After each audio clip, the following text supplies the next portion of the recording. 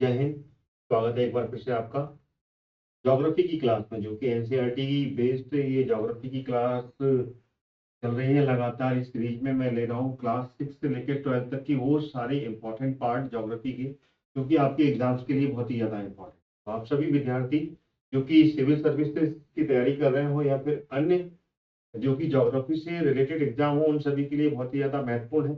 और ये लगातार ही उसका ये दूसरा पार्ट है। अभी सिर्फ एक ही मैंने लेक्चर लिया जिसमें कि मैंने बेसिक इंट्रोडक्शन दिया था ज्योग्राफी का, और उसी की सीरीज पे हम आगे अब बढ़ रहे हैं, जिसमें कि हम बेसिक इंट्रोडक्शन को और आगे बढ़ाएंगे कि किस तरीके से यहाँ पर जो भूगोल है वो है क्या एक्चुअली, ज्योग्राफी की शुरुआत कैसे होती है, किस तरीके से इस पूरे के पूरे यूनिवर्स का क्रिएशन कैसे हुआ, उसको हम समझ रहे हैं।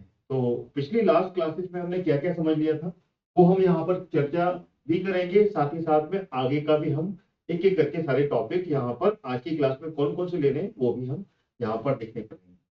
सबसे पहले मैं आपको कहना चाहता हूँ कि अगर आप मेरा ये लेक्चर फेसबुक पर देख रहे हैं तो मेरे फेसबुक के पेज को फॉलो जरूर कर लीजिएगा और नोटिफिकेशन के साथ में, जिससे कि लगातार आपको नोटिफिकेशन मिलते रहेंगे वो सारी क्लासेस की जो कि मैं लगातार लेते आ रहा हूँ। अगर आप YouTube पर देख रहे हैं तो YouTube पर मेरे चैनल को सब्सक्राइब कर लीजिए, स्टडी कॉन्सेप्ट को ऑल नोटिफिकेशन के साथ में, जिससे कि आपको नोटिफिकेशन मिलेंगे वो सारी क्लासेस जो कि लगातार मैं ले रहा हूँ। चलिए अब चलते हैं वापस टॉपिक पर, जिसमें कि हम एनसीईआरटी की ज्योग्राफी की ये क्लास ले रहे हैं, और ये क्लास का ये सेकंड वीडियो है, सेकंड पार्ट है, जो कि मैं यहाँ पर आपके सामने कंप्लीट करूंगा। ठीक है, चलिए। जैसे कि मैंने आपको पहले बता दिया कि ये बेसिक इंट्रोडक्शन है, यानी कि एक सामान्य परिचय ज्योग्राफी का वो लगातार चल रहा है, जिसमें कि पिछली क्लास में मैंने बिग बैंग थ्योरी के बारे में आपको पूरा बता दिया था कि किस तरीके से इस यूनिवर्स का क्रिएशन कैसे हुआ, वो मैंने इसमें आपको बता दिया है। और साथ ही साथ में डेवलपमेंट ऑफ सोलर सिस्टम ये भी मैंने आपको बताया था उसमें, कि जो सौर मंडल है वो सौर मंडल का विकास कैसे हुआ वो भी मैंने आपको बता दिया कि किस तरीके से 4,500 4.5 अरब वर्ष पहले ये सोलर सिस्टम डेवलप हुआ था। तो पिछले लेक्चर में मैंने पूरा आपको क्लियर कर दिया है, तो उसको आप जरूर देख लीजिएगा अगर आपने नहीं देखा है। आपको बिल्कुल पूरा मिल जाएगा, आप फेसबुक पर भी देख सकते हैं उसको, और साथ ही साथ में यूट्यूब चैनल पे भी देख सकते हैं। ठीक है, आज हम चर्चा करेंगे सिर्फ ये दो पॉइंट्स की, जिसमें कि आकाशगंगा एवं न्यारिका और तारों का जन्म और विकास, ये दोनों पॉइंट्स हम आज यहाँ पर देखने वाले हैं कि आकाशगंगा और न्यारिकाएं कौन कौन सी हैं, और साथ ही साथ में तारों का जन्म कैसे हुआ और उनका विकास कैसे हुआ ये भी समझेंगे, और साथ में उससे जुड़े हुए सारे पहलू सारे पॉइंट्स हम यहाँ पर समझेंगे। ठीक है, आगे बढ़ते हैं। सबसे पहले बात हम करने हैं यहाँ पर आकाशगंगा और न्यारिकाओं की, जिस तरीके से पहला टॉपिक जो था उसमें हम बात कर रहे हैं। तो हम यहाँ पे अगर आकाशगंगा में बात करें तो आकाशगंगा और न्यारिकाओं में हम जब टॉपिक पे बात करते हैं तो मंदाकिनी जो है, मंदाकिनी के पास में जो है, मंदाकिनी के सार्वधिक के पास में स्थित जो आकाशगंगा है, उस आकाशगंगा को नोट कीजिएगा, उसको एंड्रोमेडा कहा जाता है। ये जो है ये अपनी गैलेक्सी है जो आपको दिख रही होगी, जिसको कि आकाश गंगा कहा जाता है। इस आकाश गंगा में कौन कौन सी न्यारिकाएं हैं उसके बारे में मैं आपको बता रहा हूँ। तो एंड्रोमेडा जो है, ठीक है ना, ये एंड्रोमेडा जो है ये एक मंदाकिनी के सर्वाधिक पास स्थित एक आकाश गंगा है, जो कि अपनी आकाश गंगा के सबसे करीबी में मान के चलिए, यानी कि सौर मंडल के सोलर सिस्टम में के पास में सबसे अधिक पास की जो आकाश गंगा है, जो अपनी अपनी गैलेक्सी से बिल्कुल करीब में लगी हुई है, वो है एंड्रो। अगर हम बात करें ओरियन नेब्यूले की, ठीक है ना, और इससे पहले मैं ये बताना चाहता हूं कि जो सौर मंडल से लगभग कितनी दूर है ये सौर मंडल यानी कि सोलर सिस्टम से कितनी दूर है, लगभग 22 लाख प्रकाश वर्ष दूर स्थित है क्या, एंड्रोमेडा। ठीक है, अब हम बात कर लेते हैं ओरियन नेबुला की, जो कि मैं आपको बता रहा था। ओरियन नेबुला ये क्या है? ओरियन नेबुला हमारी आकाश गंगा, जो कि मंदाकिनी का सबसे शीतल तथा चमकीले तारों का क्षेत्र है। क्या? Orion nebula. ओरियन नेबुला जो है एक प्रकार से एक बहुत बड़ा ये तारामंडल है, जो कि हमारी आकाश गंगा जो है, हमारी गैलेक्सी मंदाकिनी का सबसे शीतल और चमकीले तारों का क्षेत्र कहलाता है। तो ये आप नोट कर लीजिएगा, क्या है? सबसे शीतल और चमकीले तारों का क्षेत्र, उसको कहते हैं अपन क्या, ओरियन नहीं बोला। ठीक है, आकाशगंगाओं के बारे में अगर हम बात करें तो आकाशगंगा के प्रतिसरण नियम के प्रतिपादक कौन थे यहाँ पर? अगला पॉइंट आ रहा है, प्रतिसरण का जो नियम बनाया था वो बनाया था एडविन हब्बल ने। हब्बल टेलीस्कोप का नाम आपने सुना होगा, वो इन्हीं के नाम पर रखा गया है। इन्होंने ही सबसे पहले आकाशगंगाओं के प्रतिसरण के नियम का प्रतिपादन किया था, यानी कि उसको खोजा था। ठीक है, तो एडविन हब्बल जिसने कि प्रतिसरण के नियम बनाए थे, कर लीजिएगा। ठीक है, अब बात करते हैं गैलीलियो की। गैलीलियो जो कि वो व्यक्ति थे जिन्होंने कि सबसे पहले अपने उस टेलीस्कोप से जो कि उन्होंने बनाया था, उन्होंने सबसे पहले मंदाकिनियों को देखा था। मंदाकिनियों को सबसे पहले देखने का अगर श्रेय किसी को जाता है तो वो जाता है गैलीलियो को। ठीक, इसको भी आप नोट कर लीजिएगा। अब हम इससे पहले का जो एक टॉपिक तो खत्म हो गया जिसमें कि आकाशगंगा और न्यायिकाओं का जो इंपॉर्टेंट पॉइंट है वो मैंने आपको यहाँ पर बता दिया। अब हम चलते हैं तारों का जन्म और विकास कैसे हुआ। सेकेंड टॉपिक लेते हैं, तारों का जो जन्म हुआ था और तारों का विकास वो कैसे हुआ, वो हम यहाँ पर एक एक करके समझेंगे। तो आप मेरी क्लास को अगर देख रहे हैं फेसबुक पर या फिर यूट्यूब पर तो उसको आप लाइक और शेयर जरूर कर दीजिएगा। ठीक है ना, जिससे कि अन्य स्टूडेंट भी इसको देख पाए और बेसिक जो पार्ट है ज्योग्राफी का जिसमें कि यूनिवर्स का क्रिएशन से लेके सारे पार्ट मैं अभी आपको बता रहा हूँ वो भी अन्य स्टूडेंट समझ पाए। चलिए अब हम आगे बढ़ते हैं। तारों का जन्म और उसका विकास, अगर हम इसके बारे में बात करें तो तारों का जीवन काल जो होता है ना वो बहुत लंबा होता है। यानी कि जो सूर्य है, जो सन है, वो सूर्य भी एक तारा है। ठीक है ना, जो कि अपने सोलर सिस्टम का हिस्सा है। सोलर सिस्टम का जो मुखिया कहलाता है वो सूर्य कहलाता है, वो भी एक तारा है। तो यहाँ पर बात की जाए तो तारों का जो जीवन काल है ना बहुत ही ज्यादा लंबा होता है और वो विभिन्न उनको एक अवस्था से गुजरना पड़ता है। यानी कि वो उनका जन्म होता है, जन्म होने के बाद में फिर वो सेकेंड टर्म में आते हैं, फिर थर्ड, फिर उसके बाद में उसकी मृत्यु होती है। तो इस तरीके से इनकी विभिन्न अवस्थाएं होती है। तो इतने लंबे समय के जीवन काल में इनको अलग अलग अवस्थाओं से गुजरना पड़ता है। यदि किसी तारे का द्रव्यमान, यहाँ पर हम बात करें यदि किसी तारे का द्रव्यमान सूर्य के द्रव्यमान से कम अथवा उसके बराबर है, नोट कीजिएगा। अब हम बात कर रहे हैं अगले पॉइंट की, चंद्रशेखर सीमा की, इसको नोट कीजिएगा। अगर किसी तारे का मास, द्रव्यमान सूर्य जो कि एक तारा है, सूर्य के द्रव्यमान से कम अथवा बराबर है तो उसको क्या कहते हैं, उसको चंद्रशेखर सीमा कहा जाता है। ठीक है, फिर से नोट कीजिएगा, फिर से बोल रहा हूं, यदि किसी तारे का द्रव्यमान सूर्य के द्रव्यमान से कम अथवा बराबर हो उसको चंद्रशेखर सीमा कहा जाता है। ठीक है, अब इसमें ये 3 पॉइंट आपको यहाँ पर मिल रहे होंगे, एक लाल दानव, श्वेत वामन और काला वामन। अब हम इसको एक एक करके ये सारे पॉइंट भी समझेंगे। अगर हम लाल दानव की बात करें तो वह लाल दानव से, यानी कि ये तारे की बात हो रही है, ये एक प्रकार का तारा है। ये तारे की अलग अलग अवस्थाएं हैं जिसको कि मैं आपको यहाँ पर बता रहा हूँ। अलग अलग अवस्थाओं से जो होके गुजरता है वो अवस्था है सबसे पहले लाल दानव, फिर श्वेत वामन, उसके बाद में काला वामन। ये तारा बनता है, उनकी अलग अलग अपने जीवन काल में ये सीमाएं कहलाती हैं।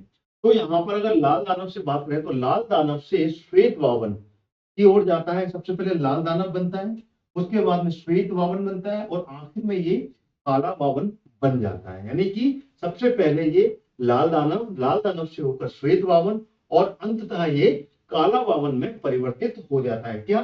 तारा। ठीक है ना, तारों के बारे में पढ़ रहे हैं अपन। तो तारा, यदि हम तारे के द्रव्यमान, यदि तारे का द्रव्यमान सूर्य के द्रव्यमान से अधिक या फिर उससे कई गुना हो, अपन सूर्य को एग्जांपल लेकर चल रहे हैं यहाँ पर, जो कि अपने सोलर सिस्टम का मेन पार्ट है जिसको कि मुखिया कहा जाता है। तो सूर्य के द्रव्यमान से अगर किसी तारे का द्रव्यमान सूर्य के द्रव्यमान से अधिक हो या फिर उससे कई गुना अधिक हो, ठीक है ना, तो तारे की जो मध्यवर्ती परत है, यानी कि जो उसकी मिडिल ओर है, उसके गुरुत्वाकर्षण के कारण तारे का जो केंद्र है वो ध्वस्त हो जाता है। ठीक है ना, तारे का जो केंद्र है वो ध्वस्त हो जाता है और उससे निकली हुई ऊर्जा तारे की ऊपरी परत को नष्ट कर देती है। यानी कि जो सेंट्रल कोर है, अगर हम बात की जाए, ये तारा है, तारे की जो मध्यवर्ती परत है, ठीक है ना, ये मध्यवर्ती परत मान लो, ये मध्यवर्ती परत है। ठीक है ना, तो मध्यवर्ती परत के गुरुत्वाकर्षण के कारण तारे का जो केंद्र है, सेंट्रल पॉइंट है ना, वो ध्वस्त हो जाता है। वो ध्वस्त होता है, तो ध्वस्त होने के कारण इससे जो ऊर्जा निकलती है, इससे जो एनर्जी रिलीज होती है वो तारे की ऊपरी परत को, जो ऊपर की जो क्रस्ट है, ऊपर की जो परत है, ठीक है ना, इसको क्या कर देती है, वो नष्ट कर देती है और एक भयानक सा विस्फोट होता है, एक बहुत भयानक विस्फोट होता है। उस विस्फोट को यहाँ पर कहा जाए तो सुपरनोवा कहा जाता है। क्या कहा जाता है उसको? सुपरनोवा कहा जाता है। ठीक है, समझ में आ गया? सुपरनोवा कैसे बनता है अभी मैंने बताया, यानी कि यहाँ पर जो मध्यवर्ती परत है, इसको उसके गुरुत्वाकर्षण का ये नष्ट होता है, तो ऊपर की कोर जब नष्ट होती है और उसके बाद में भयानक सा विस्फोट होता है, उस विस्फोट को यहाँ पर सुपरनोवा कहते हैं। ठीक है ना, सुपरनोवा यानी कि एक तारे का पूरा अंत, यानी कि तारे की मृत्यु जिसको बोला जाता है। ठीक है, अब हम चलते हैं सुपरनोवा विस्फोट के बाद क्या होता है। सुपरनोवा विस्फोट के बाद वह तारा न्यूट्रॉन तारा तथा उसके पश्चात में ब्लैक होल में कन्वर्टेड हो जाता है। ठीक है, सुपरनोवा विस्फोट के बाद, ठीक है ना, ये जो तारा है ये न्यूट्रॉन तारा में बनता है। उसके बाद में न्यूट्रॉन तारा की परिस्थिति के बाद में अगली जो स्थिति होती है, अगली जो अवस्था होती है, वो एक ब्लैक होल कहलाती है। क्या कहलाती है? ब्लैक होल कहलाती है, ब्लैक होल कहलाती है। ठीक है, सुपरनोवा के बाद में ये तारा न्यूट्रॉन तारा, उसके बाद में ये ब्लैक होल बनेगा। ठीक है, तो यहां तक मेरे ख्याल से अपन को तारों की अवस्था और उसके विकास के बारे में आपको सारी जानकारी मिल गई होगी। अब हम आगे का पॉइंट पे बात कर लेते हैं। आगे का जो पॉइंट है वो है तारों का रंग और तापमान। जो स्टार्स हैं उनका रंग कैसा होता है और उसकी तापमान और उसकी उम्र। ठीक है ना, तापमान और उम्र भी देख लेते हैं यहाँ पर। ठीक है ना, उम्र यानी कि उसकी आयु, उसकी एज कितनी होती है, उसके बारे में भी हम यहाँ पर समझते हैं। अगर हम तारे में बात करें तो तारों का रंग अलग अलग दिखता है, नीला सफेद भी दिखता है, ठीक है, और नारंगी भी दिखता है और लाल भी दिखता है।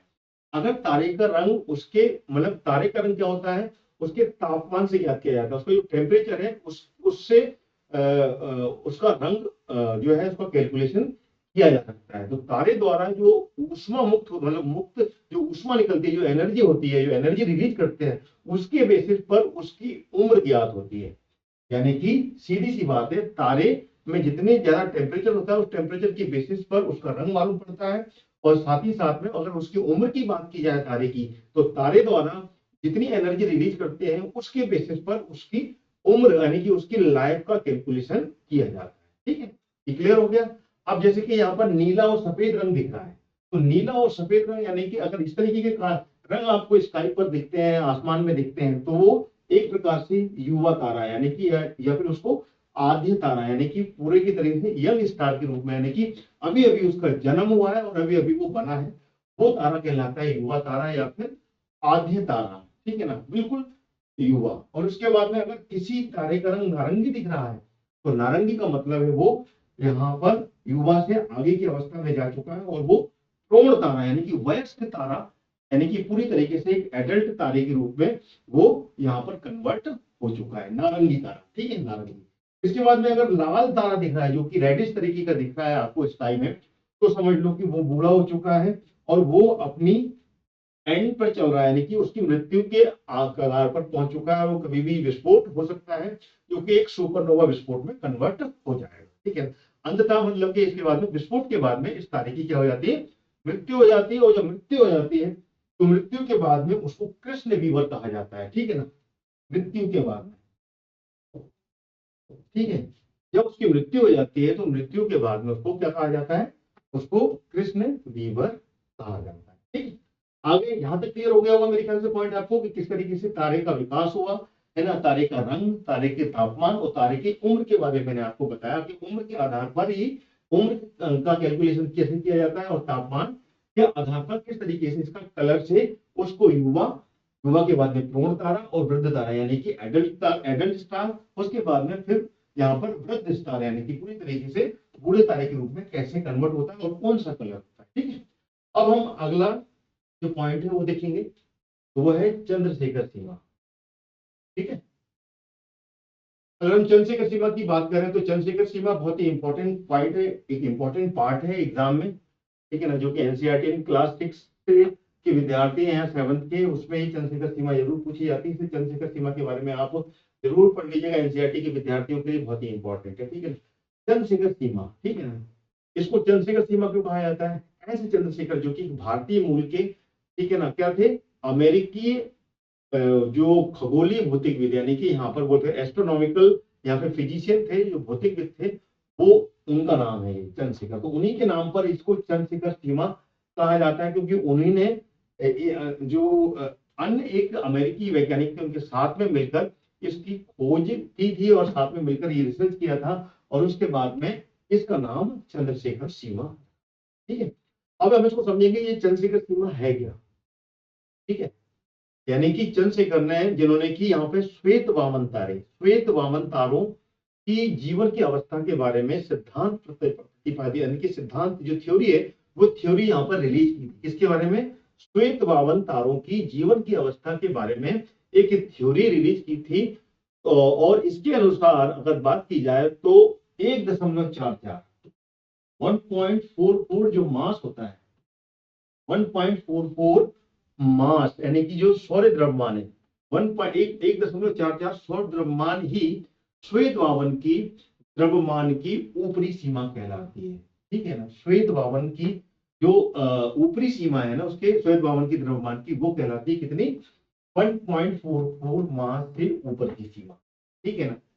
तो इसी सीमा को कहा जाता है चंद्रशेखर सीमा। क्या कहा जाता है? इसी सीमा को कहा जाता है चंद्रशेखर सीमा कहा जाता है। इस चंद्रशेखर ने मतलब कि संयुक्त रूप से एक और नाभिकीय भौतिकी मतलब खगोल भौतिकी थे, जो कि एस्ट्रोनॉमर फिजिशियन थे, वो थे कौन? डब्ल्यू ए फॉलर और एस चंद्रशेखर, इन दोनों ने मिलकर इसके बारे में काफी ज्यादा रिसर्च की थी, और आखिर में जाके 1983 में इनको इस रिसर्च पर नोबेल प्राइज भी मिला था, जो कि न्यूक्लियर फिजिक्स, ठीक है ना, भौतिकी, ठीक है, किस पे मिला था इनको? नाभिकीय खगोल भौतिकी में इनको नोबेल प्राइज भी दिया गया था, ठीक है। तो यहाँ पर चंद्रशेखर सीमा समझ में आई। अब हम इसको आगे जाके और डिटेल में भी समझेंगे, ठीक। आगे चलते हैं।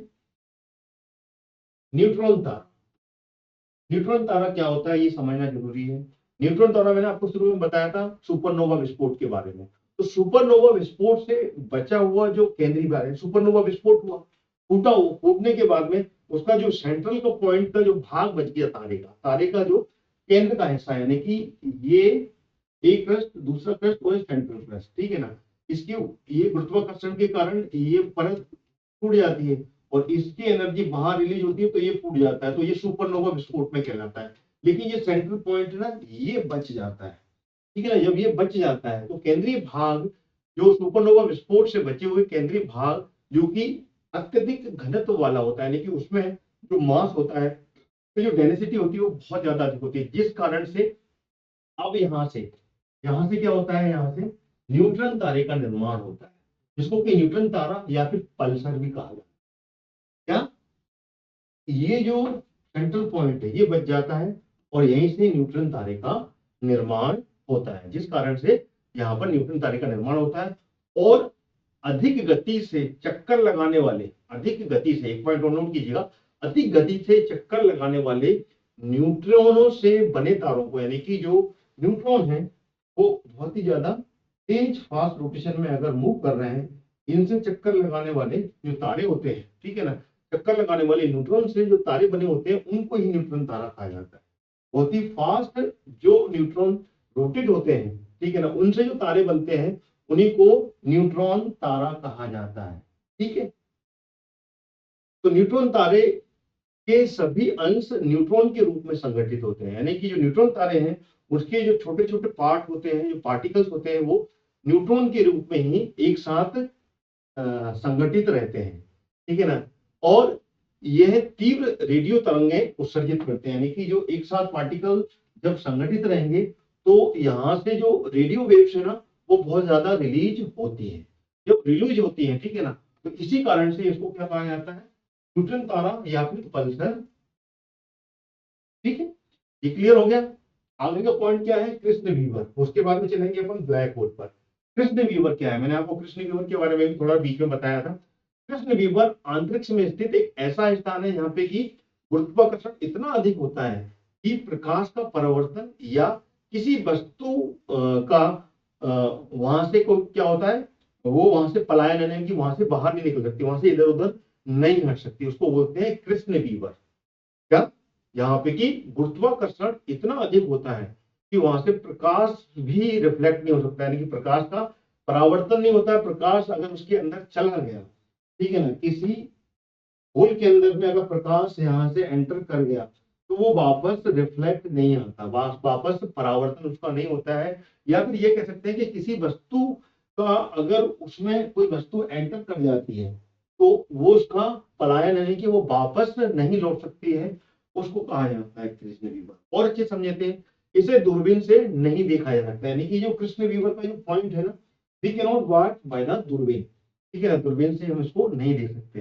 कृष्ण विवर की पुष्टि प्रकाश के अपने पथ से विचलन के द्वारा की जाती है। अगर कहीं से कोई भी लाइट, कोई भी प्रकाश जा रहा है और वो वहां से विचलित हो रहा है, ठीक है ना, विचलित हो रहा है यानी कि वहां से पास होते हुए नहीं जा रहा, वहां से गायब हो रहा है, तो समझ लो कि यहाँ पर ये जो है ये कृष्ण विवर कहलाए, ठीक है, समझ में आया। यानी कि कृष्ण विवर को अगर यहाँ पे प्रूव करना है कि कहां पर ये कृष्ण विवर बन रहा है, तो उसके लिए प्रकाश जो एक साथ एक लाइन से जा रहा है और वहां से वो अपने पथ से विचलित हो जाता है, विचलन से इसकी पुष्टि की जाती है। कृष्ण विवर का निर्माण कब होता है ये भी समझना है। कृष्ण विवर का निर्माण तब हो सकता है जब न्यूट्रॉन तारे का द्रव्यमान एक स्थान से संकेंद्रित हो जाए और अथवा उसकी मृत्यु हो जाए। यानी कि जो न्यूट्रॉन तारा मैंने आपको बताया था, जो न्यूट्रॉन तारा बन जाता है लगातार एनर्जी के साथ में, जिसमें कि न्यूट्रॉन ही मूव करते हैं, और उसके बाद में जब इसकी मृत्यु हो जाती है, जब ये मर जाता है, जब इसकी डेथ हो जाती है, तब जाके कृष्ण विवर का निर्माण होता है, ठीक है ना। न्यूट्रॉन तारे में द्रव्यमान एक ही स्थान पर संकेंद्रित हो जाए अथवा उसकी मृत्यु हो जाए, ठीक है ना, जब मृत्यु हो जाए तब जाके यहाँ पर एक ब्लैक होल आकार, जो कि बड़ा या छोटा हो सकता है, इस तरीके से ब्लैक होल का निर्माण होता है। और ये ब्लैक होल ही क्या है ना, यही एक कृष्ण विवर का रूप कहलाता है। छोटा ब्लैक होल एक परमाणु जितना छोटा हो सकता है, यानी कि अगर हम छोटे ब्लैक होल की बात करें, छोटे ब्लैक होल की बात करें तो छोटा ब्लैक होल एक परमाणु, ठीक है ना, एक परमाणु के बराबर भी हो सकता है, लेकिन उसका जो द्रव्यमान है वो बहुत अधिक हो सकता है। जिन तारों का द्रव्यमान सूर्य के द्रव्यमान से 3 गुना अधिक होता है, वे विघटित होकर कृष्ण विवर बन जाते हैं। यानी कि जो सूर्य का तापमान का द्रव्यमान है, सूर्य का जो मास है उससे 3 टाइम, उससे 3 टाइम ज्यादा अगर मास होता है, ठीक है ना, तो वो बाद में विघटित होते हैं, लाइफ को स्पान करते हैं, अंत में जाके उसका जो परिणाम होता है वो कृष्ण विवर में कन्वर्ट हो जाते हैं, ठीक है। तो यही कृष्ण विवर कहलाता है, और ये कृष्ण विवर आखिर में जाके ब्लैक होल बनता है, ठीक है। तो यहां तक मेरे ख्याल से पॉइंट आपको समझ में आ गए होंगे कि जो कि मैंने आपको आज समझाया। अगली क्लास में हम समझेंगे नक्षत्रों के बारे में, कि नक्षत्र कौन से होते हैं, इनकी संख्याएं कितनी होती हैं, और साथ ही साथ में कितने कौन कौन से नक्षत्र भारतीय शास्त्रों में बताए गए हैं वो भी बताऊंगा। नक्षत्र दिवस कैसे मनाया जाता है, कौन सा होता है, कितने घंटे का होता है, ये भी जानकारी मिलेगी। और चर्चा करेंगे तारा मंडल के बारे में, ठीक है ना। तो इस क्लास को मैं यही वाइंड अप करता हूँ, अगली क्लास में फिर हाजिर होऊंगा आपके साथ में। तब तक लगातार मेरे जो पुराने वीडियो है वो देखकर आप रिवीजन कर सकते हैं। क्लास को लाइक और शेयर करना नहीं भूलिएगा। Thank you so much.